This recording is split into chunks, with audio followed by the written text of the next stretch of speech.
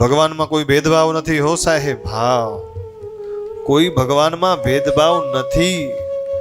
પરબ્રહ્મ પરમાત્મા એક સ્વરૂપ એક જ છે. તમે ને હું ભેદભાવ કરવા વાળા કોણ ભગવાનમાં? કૃષ્ણ અને શિવ બંને એક છે. હરિહર કહેવાના છે.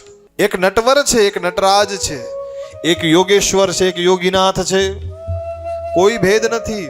ભગવાનને કીધું મહાદેવને, તમે કેનું ધ્યાન ધરું? તો હું મારા ઈષ્ટ છે રામ કયો, કૃષ્ણ કયો જે છે એનું ધ્યાન ધરો. ને ભગવાન કૃષ્ણને ને રામને પૂછવામાં આવ્યું કે તમે બેઠા બેઠા ધ્યાન ધરો છો, તમે કેને યાદ કરો?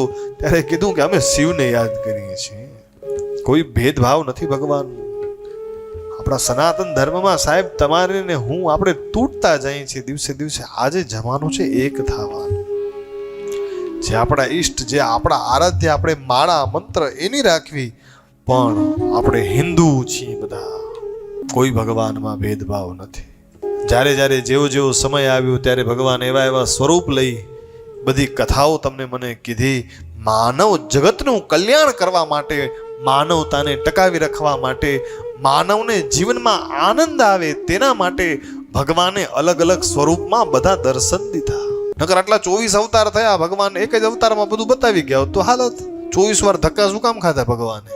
ભગવાનને 24 વાર ધક્કા ખાવાની શું જરૂર હતી?